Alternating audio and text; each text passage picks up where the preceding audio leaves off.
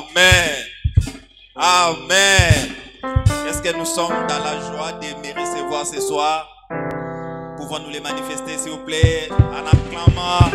Merci Jésus, merci les rois des rois, merci les saints d'Israël. Amen. Je vous prie de vous asseoir, s'il vous plaît.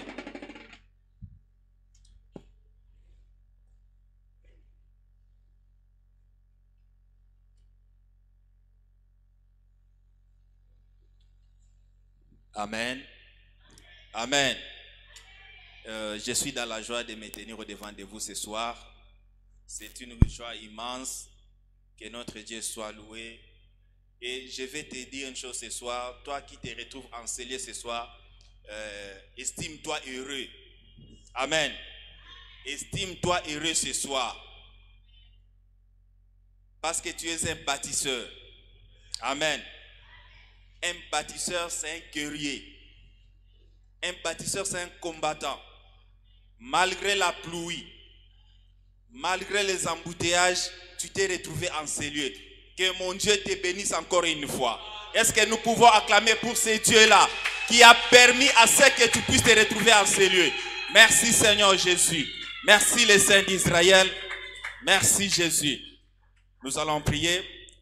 Éternel Dieu, nous te sommes infiniment reconnaissants pour ces moments que tu nous accordes, éternel. Yahweh, qui sommes-nous pour nous tenir au devant de ton peuple? Nous ne sommes que des simples instruments que tu t'es choisis ce soir, éternel. Seigneur, la Bible me dit, poussé par le Saint-Esprit, qu'ils ont parlé de la part de l'Éternel. Seigneur, que nous puissions disparaître et toi seul puisses apparaître, éternel Dieu. Que nous soyons des simples instruments, Seigneur, à travers qui tu vas transmettre ta pensée à ces peuples ce soir. Je bénis ces peuples, éternel Dieu.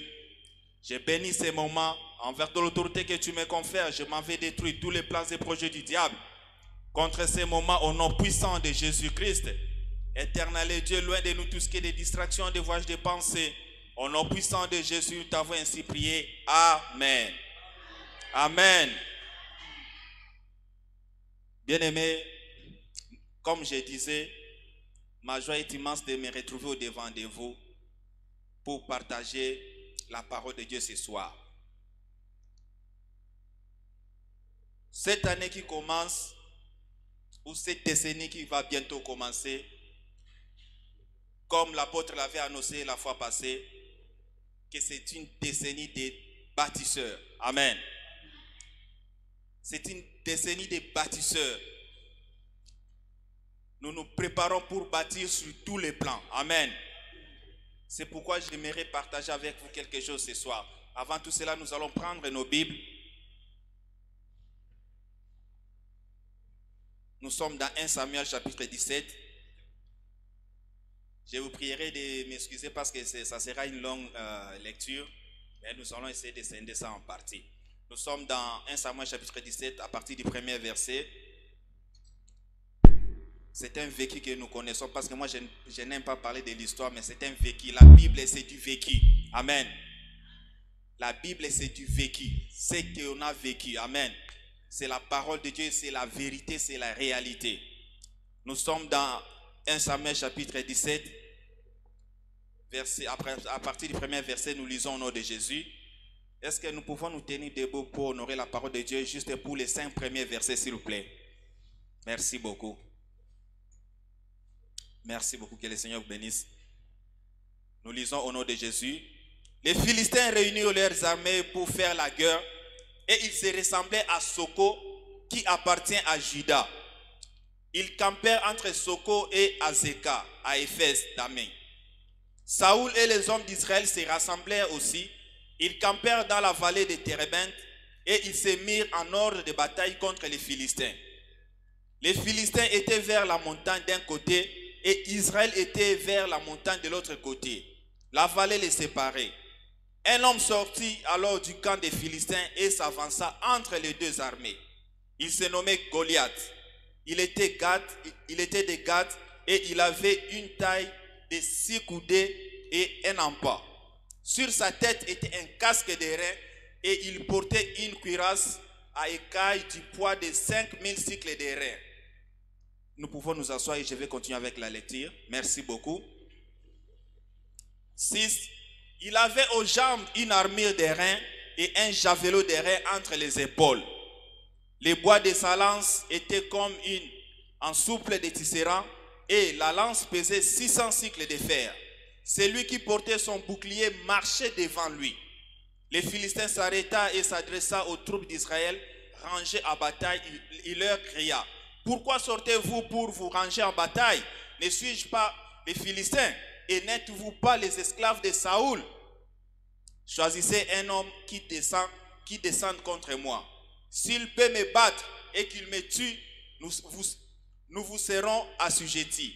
Mais si je l'emporte sur lui et que je le tue, vous nous serez assujettis et vous nous servirez. Les Philistins disent encore: je jette en ce jour un défi à l'armée d'Israël.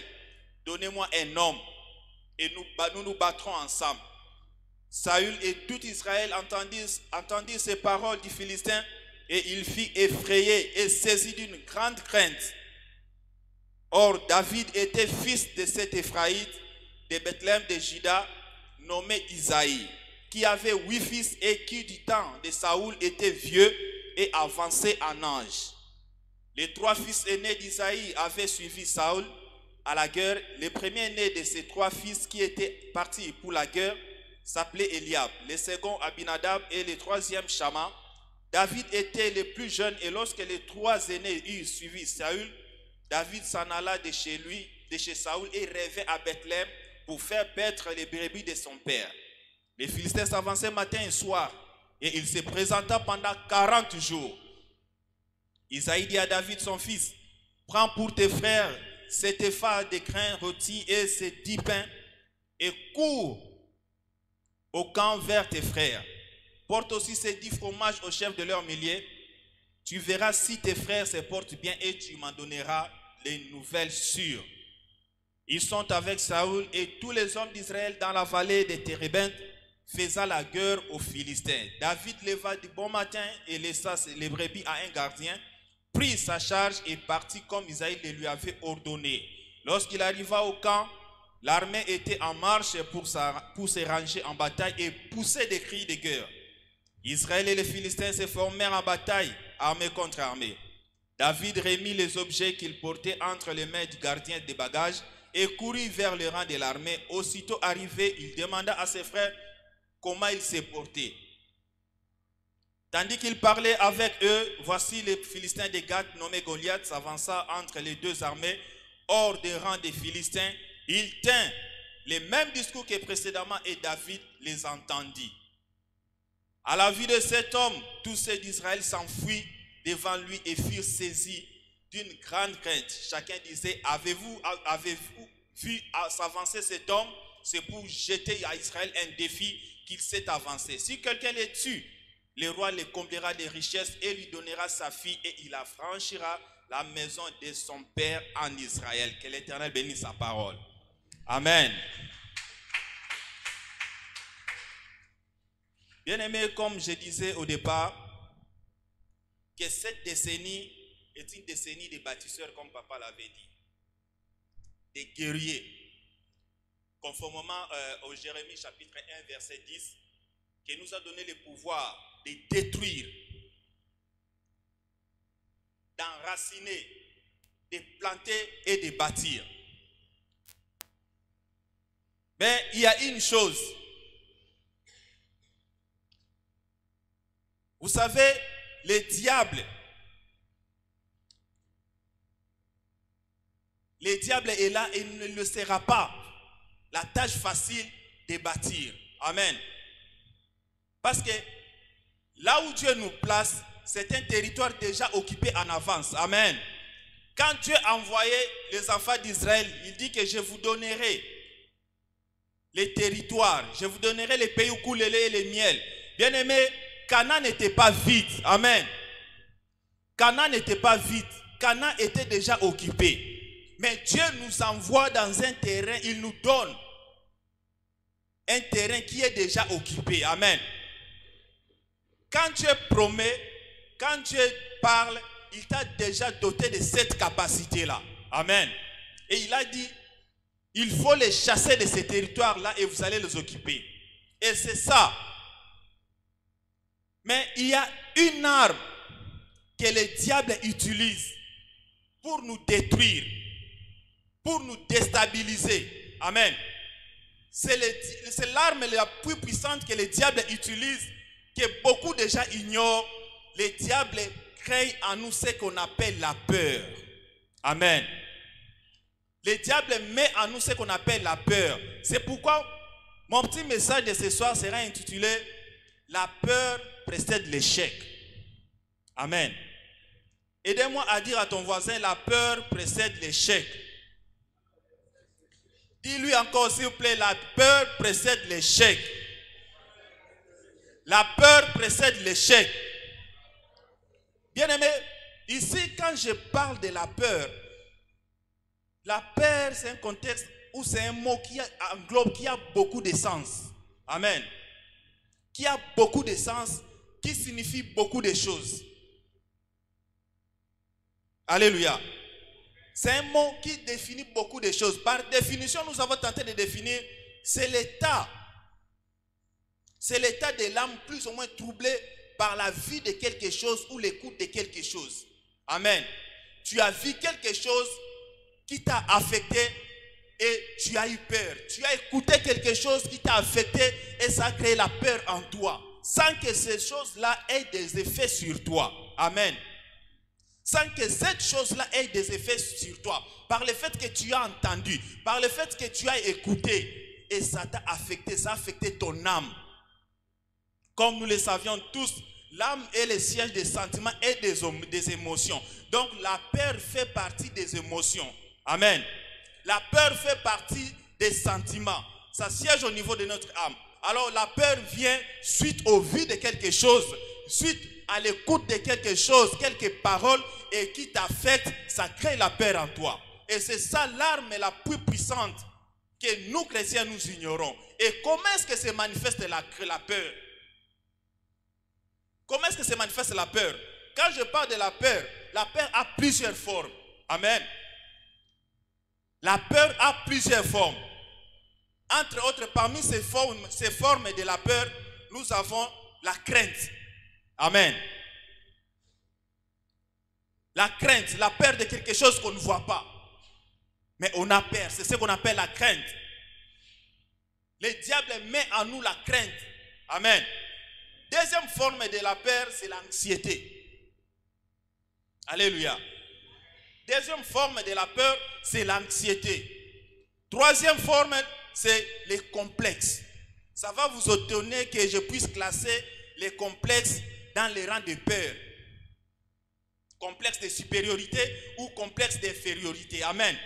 Par définition, je vous ramènerai, comme j'avais dit auparavant, que la peur, c'est à partir même de vue de quelque chose qui t'a affecté, qui t'a troublé, ou soit de l'écoute de quelque chose. Amen. Et je viens de classer les complexes dans le cadre de peur. Pourquoi?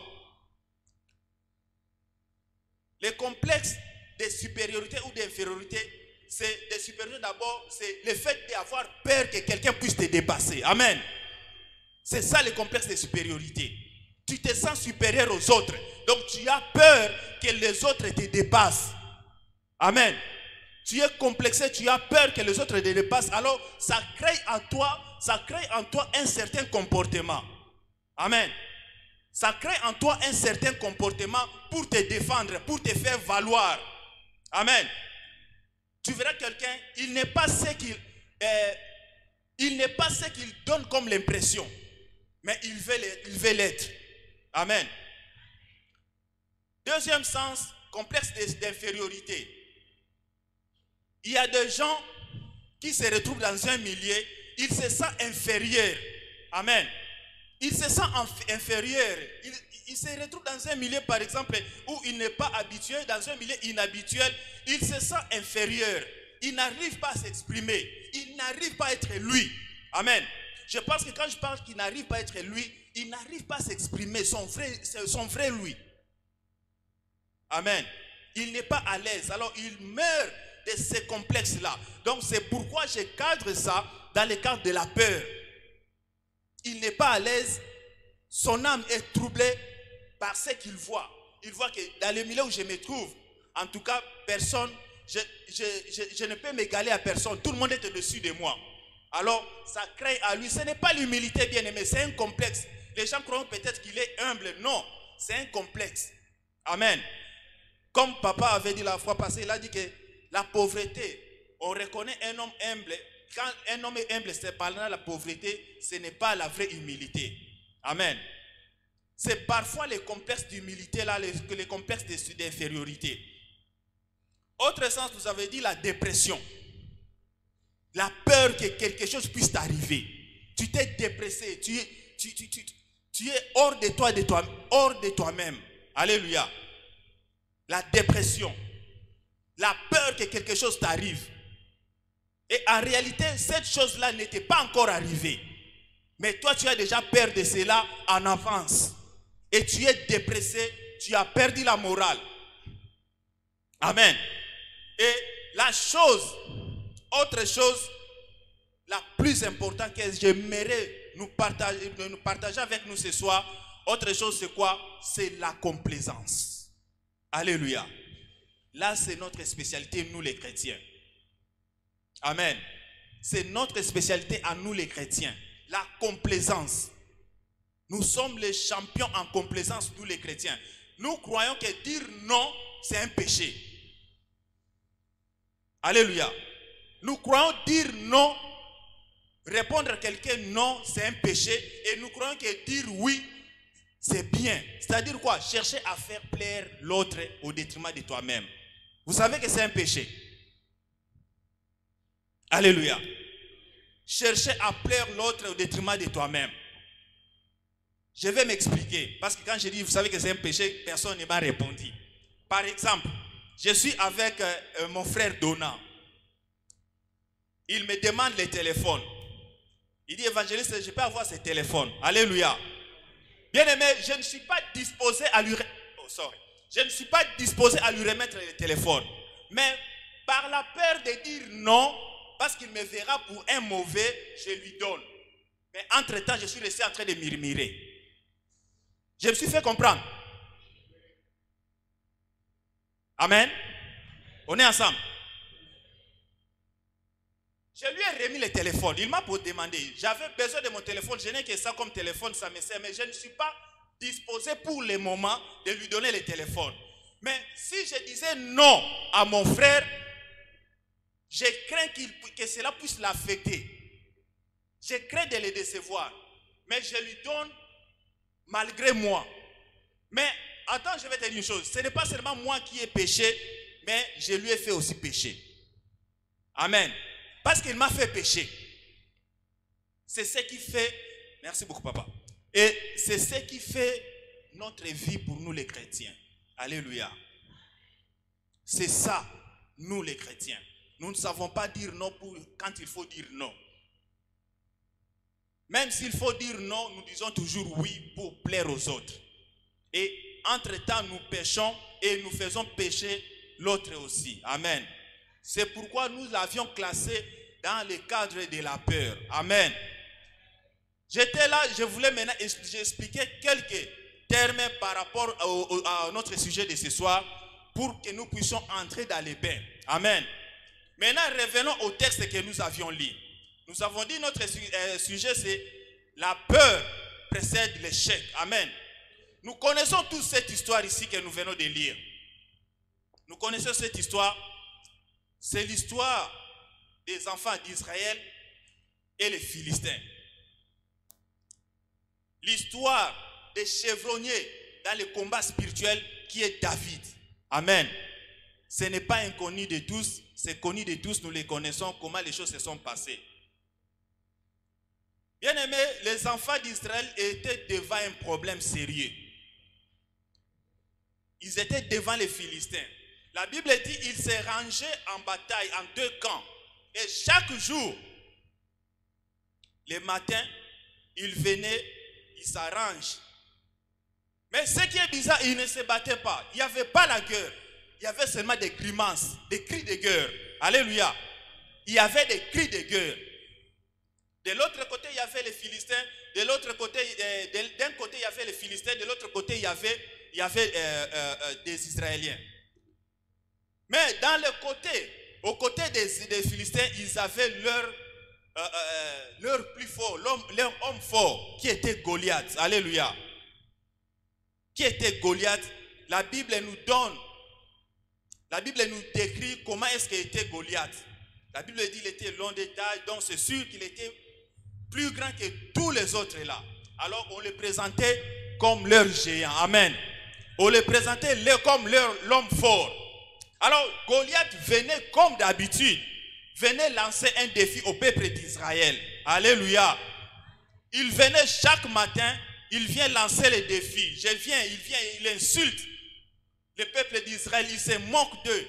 Et il demande, si vous avez quelqu'un, amenez-moi cette personne-là et nous allons nous battre. Et s'il me battait, nous devenons vos esclaves.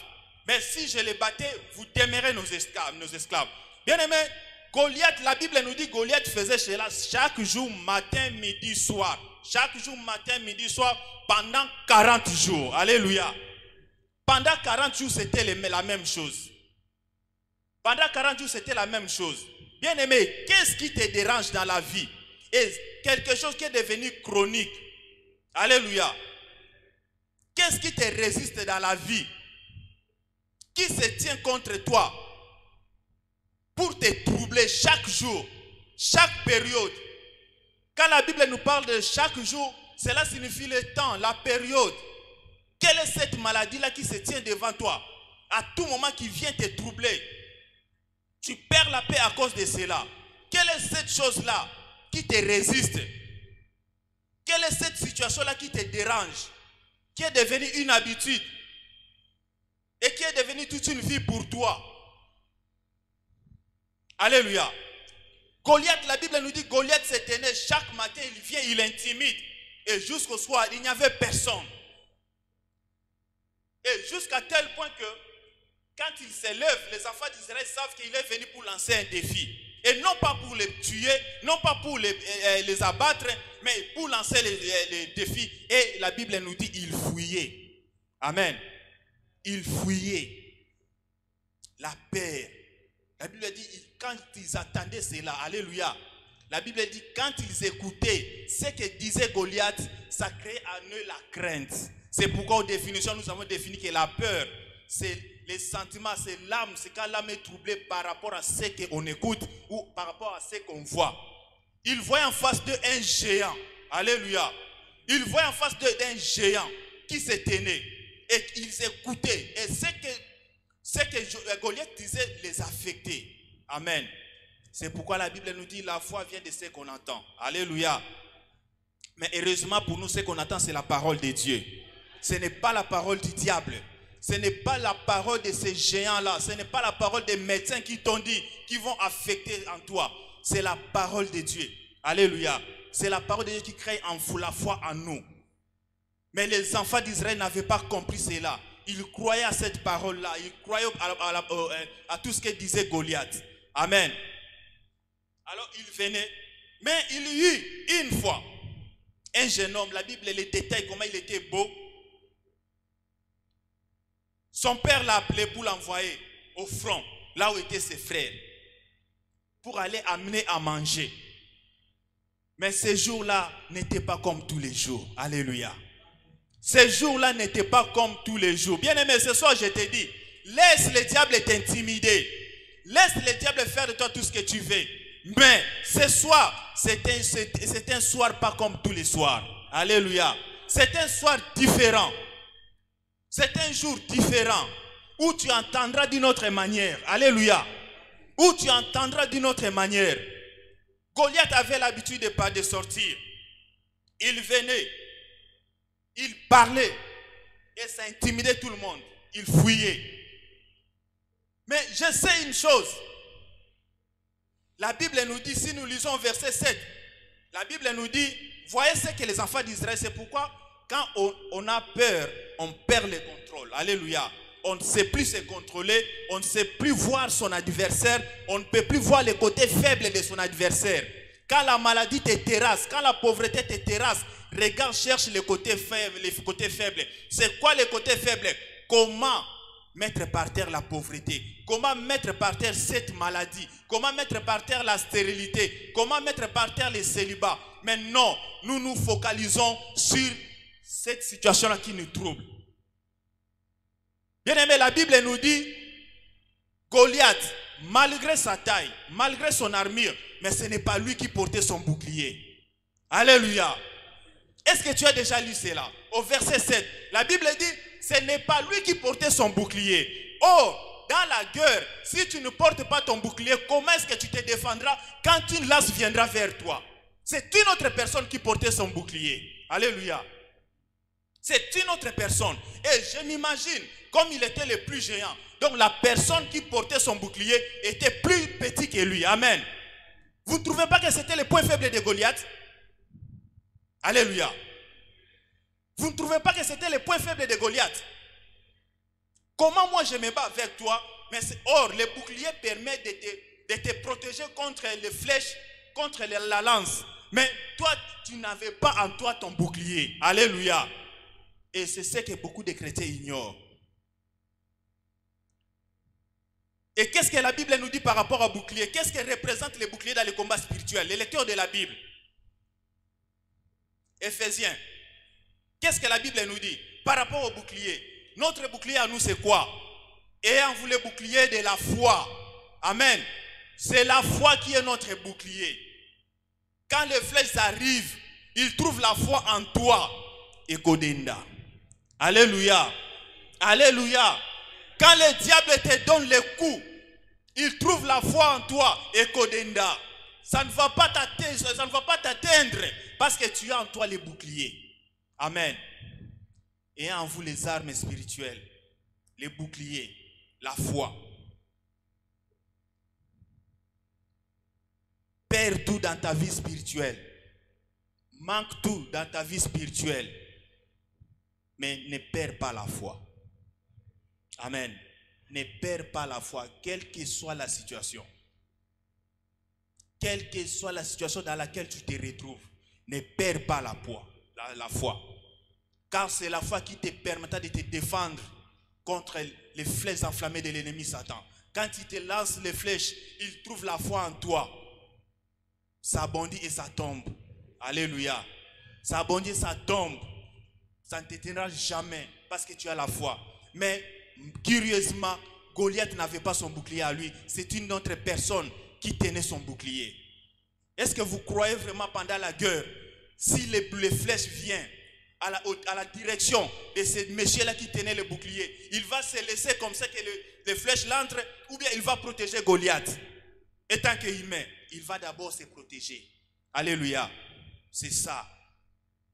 Les Israélites n'avaient pas ces secrets-là. Les Israéliens n'avaient pas ces secrets-là. Ils n'avaient pas compris la faiblesse de Goliath. Et ils voyaient en eux seulement la gravité, la taille de Goliath. Ils écoutaient seulement la parole que Goliath parlait. Oh, ils avaient oublié les points faibles. Ils avaient oublié les points faibles de Goliath. Il n'avait pas son bouclier en lui. C'était une autre personne qui portait son bouclier. Amen. Est-ce que je me suis fait comprendre à quelqu'un? Tu as ton bouclier en toi qui peut t'aider à te défendre. Amen. Bien-aimé, David est venu amener l'histoire à manger à son frère, à ses frères. Il a remis et il a écouté les mêmes discours. La Bible dit qu'il a écouté les mêmes discours qu'ils ont toujours entendus. Il a écouté ces discours-là. Il a dit, tiens, qui est ce Philistin? Qui est cet incirconcis qui insulte l'Éternel? Qui incite l'armée de l'Éternel? Alléluia. Il faut toujours qu'il y ait quelqu'un qui va se révolter. Amen. Les enfants de Dieu, nous devons être des révolteurs. Nous devons nous révolter. Amen. Je ne dis pas être rebelle, parce que Dieu n'aime pas des rebelles. Mais nous devons être des gens qui savent se révolter contre les diables. Quand le diable te fait écouter des choses, qu'est-ce que Dieu dit? Quand le diable veut te faire entendre des choses, qu'est-ce que la parole de Dieu dit?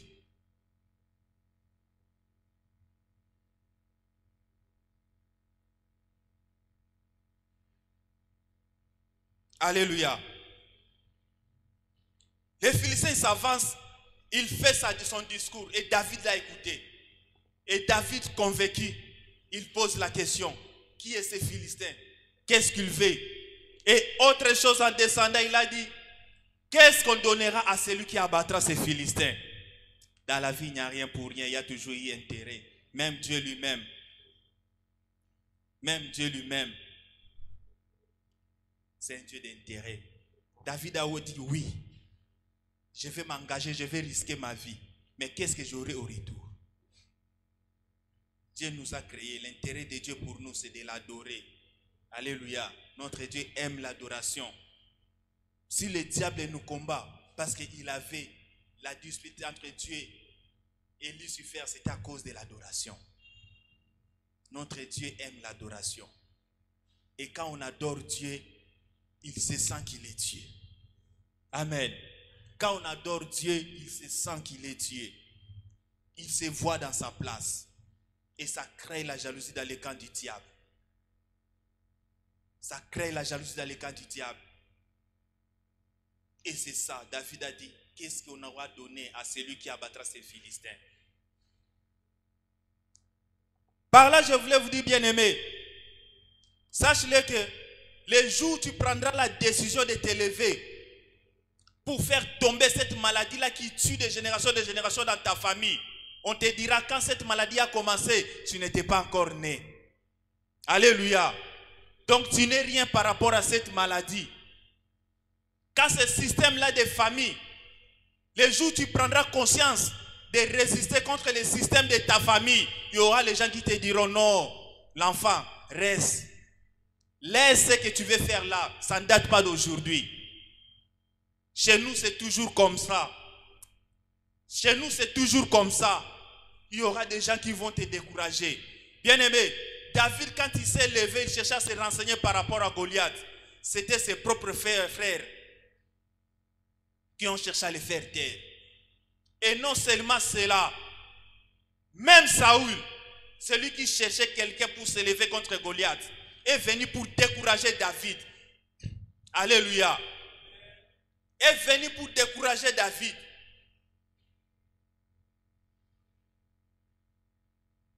Est venu pour décourager David. Mais j'ai aimé l'attitude de David. J'ai aimé l'attitude de David. Qu'est-ce que David a dit? Quand Saoul est venu lui dire, non, petit, tu es enfant. Cet homme-là, auprès de qui tu veux t'engager, contre qui tu veux te battre, c'est un homme de guerre depuis son enfance. Alléluia. Il présentait l'expérience de Goliath auprès de David. Bien-aimé, j'aime ça. Je vais te dire une chose ce soir. L'expérience de l'un n'est pas nécessairement celle de l'autre. L'expérience de l'un n'est pas nécessairement celle de l'autre. La réponse était chez David. Quand Saoul commençait à vanter l'adversaire, quand dans ta famille on commence à vanter la mort qui vous sévise, qui vous tue, qui détruit la famille, David s'est levé. Oui, je sais, il est un homme de guerre depuis son enfance. Mais moi, écoutez ce que Dieu a fait avec moi. Alléluia. Il a reconnu ce que Dieu a fait avec lui. Quand j'étais dans la brousse, David aussi commence à relater son expérience. Alléluia. Il commence à relater à Saoul son expérience. Bien aimé, que personne n'intimide. Personne ne t'intimide. Ce que tu trouves comme petit là, la petite expérience que tu as mal à la tête, tu as prié, tu as chassé la maladie et tu t'es senti mieux. Ça fait partie de ton expérience. Alléluia. Ça fait partie de l'expérience de ta vie. Ne néglige jamais cela. Ne néglige jamais cela, bien-aimé.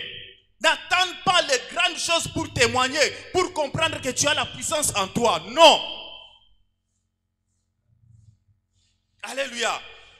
Les petits maux de tête là que tu négliges, tu as mal à la tête, tu pries, tu dis, je ne fais pas ce mal à la tête, que tu quittes ma vie et ça t'obéit, ça part. Bien-aimé, mets ça dans ton archive des miracles. Alléluia. Mets ça dans ton archive des expériences. Ça fait partie de ton expérience. On a élevé Goliath. On a présenté que c'est un homme de guerre. c'est un homme qui connaît bien combattre. Il connaît toutes les techniques. David, je vous dis bien aimé, l'expérience de David est plus que l'expérience de Goliath. Pourquoi? Goliath combattait avec des gens qui ont la conscience. Mais David a combattu avec les animaux qui n'ont pas la conscience. L'homme peut avoir pitié de toi pour te tuer. Quand il a le sentiment là d'avoir pitié de toi. Mais un animal, non. Alléluia. Un animal, non. Et surtout que l'ours et le lion, non. Ce sont des animaux féroces qui n'ont pas pitié d'hommes. Mais David les a terrassés. Alléluia. David les a terrassés. Et David a dit, l'Éternel m'a aidé. Ce que j'ai aimé David, dans tous ces exploits-là, il rendait toujours la gloire à l'Éternel. Il dédiait ces victoires-là à l'Éternel. Que personne ne t'intimide, bien-aimé. Tu n'es pas petit. Ne te sous-estime pas. Tu es grand. Car celui qui est en nous est plus grand que celui qui est dans ce monde. Au devant de Dieu, nous sommes minoritaires. Nous sommes petits. Au devant de ce monde. Mais dans le monde spirituel, nous sommes majoritaires. Alléluia. Nous sommes majoritaires. Si Dieu se permet seulement de nous ouvrir les yeux, de voir comment est-ce que nous créons des dégâts dans le monde des ténèbres, par ta petite prière là que tu sous-estimes, bien aimé, je pense que ta façon de prier ne sera plus la même. Ne sera plus la même. Les jours où Dieu t'ouvrira les yeux, quand tu dis au nom de Jésus-Christ, qu'est-ce que ça fait dans le monde des ténèbres? Bien aimé, tu ne dois plus te sous-estimer. Alléluia. Tu ne dois plus te sous-estimer. Il y a un homme de Dieu qui a demandé à Dieu d'ouvrir les yeux de son serviteur. Et Géasi avait vu cela. Les chars d'Israël. Il avait peur. Il a dit, aujourd'hui nous allons mourir. On va nous tuer. Il a ouvert les yeux. Et quand Géasi a vu cela, bien aimé, c'était une grande joie. Et il a compris. Et ça a créé en lui, pas l'orgueil, mais la fierté. Il faut, quand on a notre Dieu, quand on a l'Éternel des armées comme Dieu, il faut être fier, bien aimé. Il faut être fier. C'est un Dieu qui nous rassure. C'est ce que j'ai toujours dit à l'église. Qu'avec notre Dieu, l'issue est toujours favorable. Alléluia. L'issue est toujours favorable. Même si nous ne voyons pas, même si nous ne voyons pas par où sortir, moi je te rassure ce soir, l'issue est toujours favorable. Si cette situation continue à t'intimider, c'est parce que tu as peur de ce que tu as entendu et de ce que tu vois. Si ça continue à te troubler, c'est parce que tu as peur de ce que tu as entendu, de ce qu'on t'a dit, les pronostics qu'on a posés sur toi, ce que tu as vu les autres, l'expérience que tu as vue chez les autres. Mais toi, tu es particulier. Amen. Toi, tu es particulier et ton cas est particulier, bien-aimé. Toi, tu es particulier, ton cas est particulier. Tu n'as pas à craindre parce que tu as l'Éternel, le Dieu des armées en toi et qui combat pour toi. Amen. À chaque fois que tu marques un pas dans ta vie, sache-le que tu n'es pas seul. Tu es avec ce Dieu-là. Tu es avec l'Éternel, le Dieu des armées qui combat pour toi contre tes adversaires. Alléluia. Bien-aimé, les Philistins s'avançaient. Ils s'avançaient. Et quand il a vu David, il a sous-estimé David. Alléluia. Il a sous-estimé David. Or, David savait ce qu'il faisait. Il s'est inspiré de ces expériences-là. Dans la forêt, il n'y avait personne pour intervenir pour moi. Mais au monde ici, il y a des gens. Même si ces gens, s'ils voulaient m'attaquer, cherchant à m'attaquer, il y aura quand même des interventions. Mais dans la forêt, il y avait l'intervention des personnes. Amen. Dans la forêt, il y avait l'intervention des personnes. Il était seulement lui et le lion, lui et l'ours. Et il défendait la cause de ses brebis. Alléluia. Et maintenant qu'il défend la cause de toute une nation, derrière lui, il y avait toute une nation, bien-aimée. Et il savait qu'en cas de pépé, en cas de problème, il y aura un secours. Et puis ça qui David Moutou Magas. Alléluia. Na signé kaka. Ce que yindi bateau baoya. Mais l'essentiel n'a pas ce bon courage. C'était un coup de pouce. Donc c'est pourquoi dans la vie il faut toujours que quelqu'un commence. Alléluia. Il faut toujours que quelqu'un commence pour donner du courage aux autres, pour stimuler les autres, pour booster les autres. Il faut toujours que quelqu'un commence. Alléluia. David avait commencé. Il a eu cette audace-là au prix de sa vie. Bien-aimé, la situation là qui dérange ta famille, tu peux être le premier à te relever. Alléluia. Tu peux être le premier à te relever pour contraindre cette situation-là. Et tu verras que quand toi tu vas mettre cette situation par terre, les autres te suivront. Alléluia. Et Goliath n'avait pas compris qu'il prophétisait déjà contre leur malheur. Il a dit, si il m'abattait, nous deviendrons vos esclaves. Alléluia. Alléluia. David s'est engagé. Il venait. Et Saoul a essayé, bien-aimé. Saoul a essayé de lui donner son armure. Bien-aimé, l'armure de ce monde ne te fera rien. Ça m'inquiète quand les gens de ce monde vont chez les féticheurs, chercher l'argent, chercher la richesse, chercher les enfants. Lui-même féticheur, il a des enfants putes, il a des enfants vagabonds. Mais quel genre d'enfant qu'il te donnera? Quel genre d'enfant qu'il te donnera? Tu vas chercher l'argent chez les richesses, la richesse chez un féticheur. Il habite dans une bicoque, bien-aimé. Crois-tu que quelqu'un, une telle personne te donnera quelque chose de bon, de meilleur, plus que lui-même? Non. Non, bien-aimé. Il ne te donnera pas. Il ne te donnera pas. Mais et pourtant, nous avons un Dieu qui a tout. Qui a accepté de donner sa vie pour toi et moi, bien-aimé.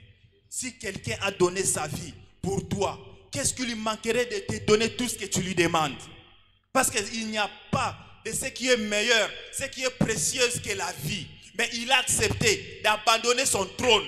Il a accepté de quitter les cieux, de descendre sur cette terre, de mourir pour toi. Toi qui étais rebelle, nous qui étions des pécheurs, nous qui étions des impudiques, nous étions des gens à ne pas regarder deux fois. Mais ce Dieu-là, il a abandonné son trône. Le roi des rois, il a abandonné son trône pour te donner sa vie.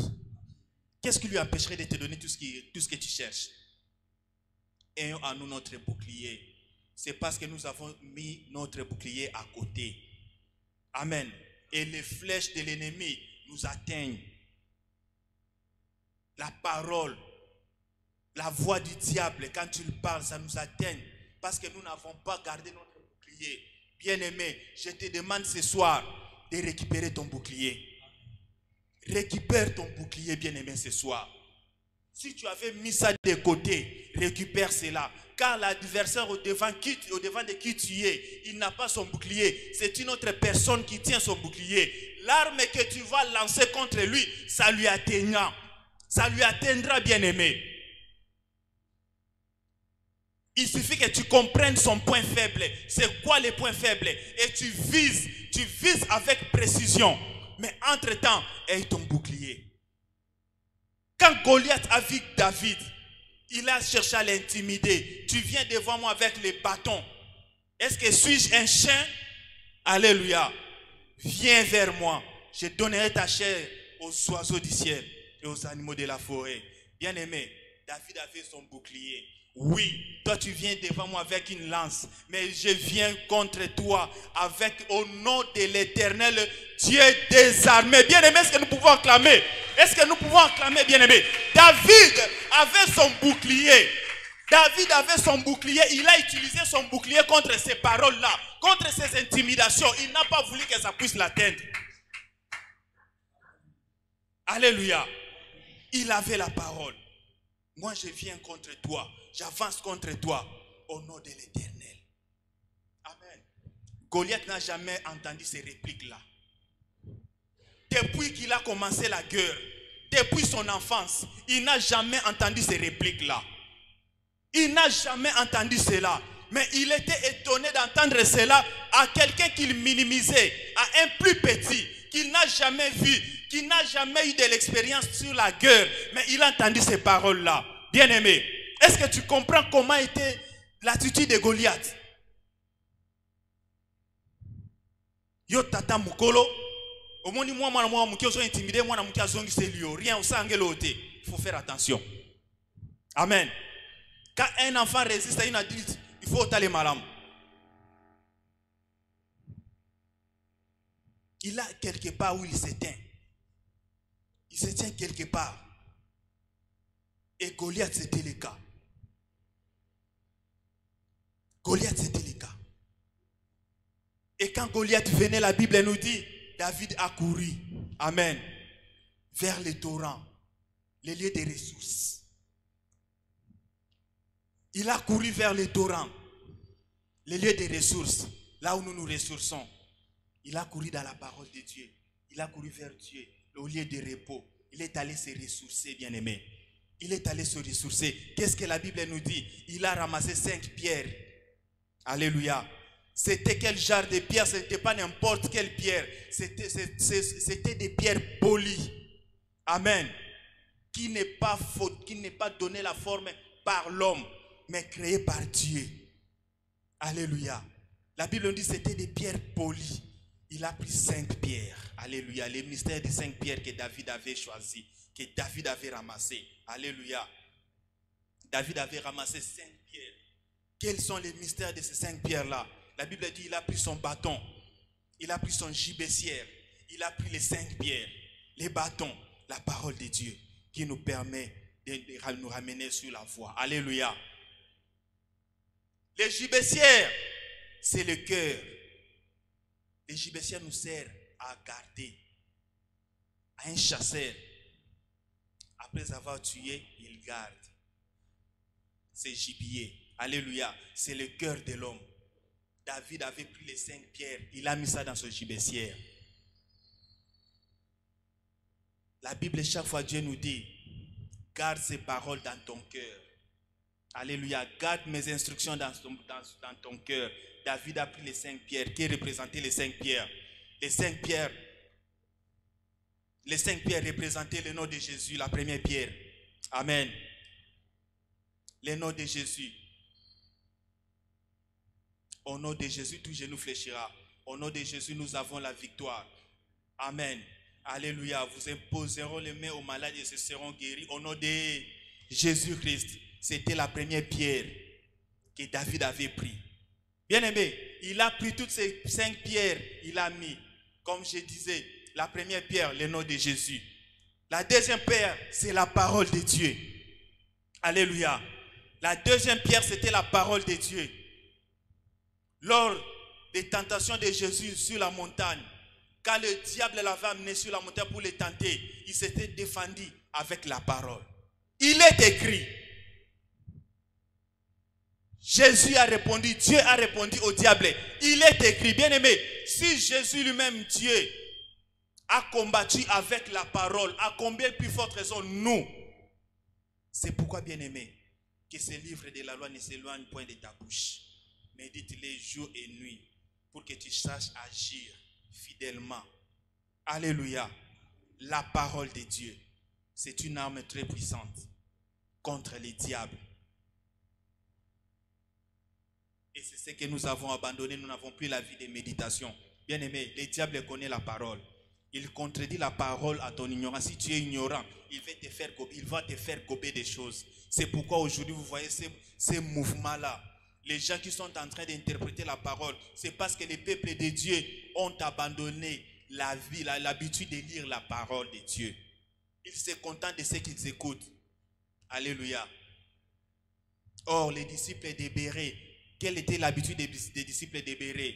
Quand on donne là-bas, ils vont vérifier à la maison. Est-ce que nous avons encore ces habitudes-là, les peuples de Dieu? Et quand le combat arrive, tu vas te défendre comment? Un enfant de Dieu qui n'a même pas un verset biblique dans sa tête et que tu dors comme ça sous un profond sommeil qu'on te réveille. Récite-nous ne fût-ce qu'un verset. Quelle sera ta réponse? David dans les gibecières, il a mis la parole de Dieu.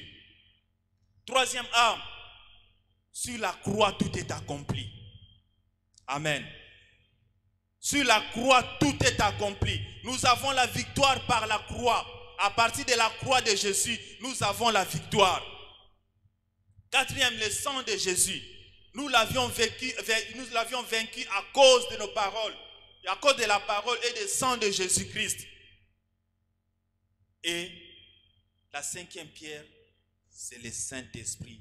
l'onction du Saint-Esprit. Bien-aimé, tu peux connaître la parole, mais si tu n'as pas le Saint-Esprit en toi, cette parole-là n'aura pas d'effet. Et c'est ce qui représentait les frondes. Les frondes que David avait pris là. Cela permettait quand il va tirer, c'est la puissance du Saint-Esprit. Et quand il a lâché, quand tu as la puissance du Saint-Esprit, quand tu as l'onction de Dieu, toute arme que tu donneras, tout coup que tu donneras au diable, ça va les bouger. Alléluia. Toute arme, tout coup que tu donneras au diable, parce que tu as l'onction du Saint-Esprit. L'onction c'est quoi? C'est la capacité que le Saint-Esprit nous accorde pour accomplir une tâche quelconque. Alléluia. C'est la capacité que le Saint-Esprit nous donne pour accomplir une tâche quelconque. Bien-aimé, au devant du combat contre les diables, tu as besoin de l'onction du Saint-Esprit. Et c'est là qui te donnera la capacité de maîtriser les diables. David avait pris les 5 pierres. Il a mis dans les gibecières. C'est-à-dire il avait ça à cœur.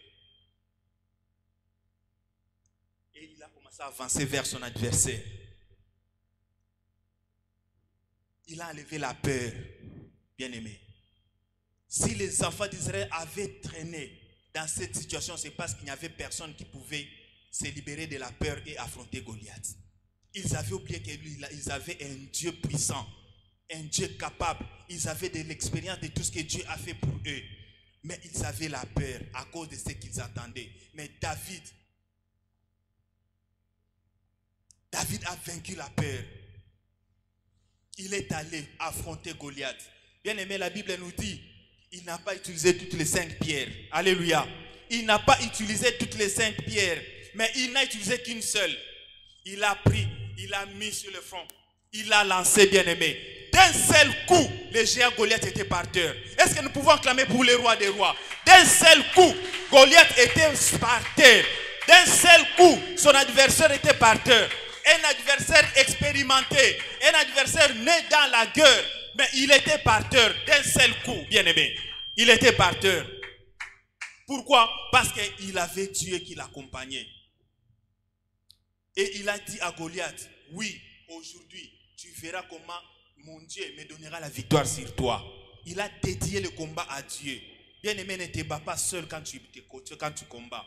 Ne combats pas seul. Il faut toujours dédier ce combat à Dieu. Quand tu dédies le combat à Dieu, Dieu descend et toi tu restes lui combat. Alléluia. Parce que ce combat-là, c'est pour lui et la victoire, c'est pour nous. Alléluia. Le combat appartient à Dieu, la victoire nous appartient. C'est pourquoi la Bible dit, avec Dieu, nous ferons des exploits et lui écrasera nos ennemis. Ce n'est pas nous qui écraserons nos ennemis, mais c'est Dieu qui écrasera nos ennemis. C'est pourquoi quand tu combats avec l'assurance, associe Dieu dans le combat de ta vie. Associe Dieu dans tout ce que tu es en train de faire. Associe Dieu dans tes projets. Et si tu veux bâtir dans ces décennies qui viennent, associe Dieu. Enlève la peur, car tu vas marcher, tu vas combattre à côté de celui qui ne perd jamais. Alléluia. Tu vas gagner à côté de celui qui ne perd jamais. Bien-aimé, avec un seul coup, il a ciblé, il a visé, il était objectif et l'ennemi était par terre. Et quand le Goliath, le géant principal de notre vie, tombe, tous les auxiliaires tombent. Tous les substituts tombent. Alléluia. Quand cette chose-là qui dérange dans ta vie, quand tu le fais tomber, tu verras que les autres vont partir de soi-même. Parce que l'homme fort est déjà tombé. Alléluia. C'est pourquoi, bien-aimés, nous allons prier. Nous allons tenir dans la prière. Nous pouvons nous les élever, bien-aimés. Nous allons acclamer, nous acclamons la parole de Dieu, bien-aimés. Nous acclamons la parole de Dieu. Nous allons lever, nous allons entrer dans la prière. Nous allons prier. Tu vas renoncer à toutes sortes de peurs dans ta vie. Est-ce que les musiciens peuvent venir, s'il vous plaît? Tu vas renoncer à toute forme de peur dans ta vie. Et loko ebangi sako wana renoncer na yango. Yebisa yango ke ozayo moko toza elongo na Yesu, molongi ya balongi. Renonce à cela. Renonce à cela et tu verras, bien aimé, notre Dieu t'accordera la victoire. Dans le nom de Jésus, nous allons prier. Nous élevons nos voix, bien-aimés. Nous prions au nom de Jésus. Éternel Dieu, tu es Dieu. Nul n'est comparable à toi, éternel Dieu. Seigneur Dieu, merci. Merci pour ta grâce. Merci pour ta bonté. Merci les saints d'Israël, éternel Dieu. Merci. Jésus. Merci le roi des rois. Como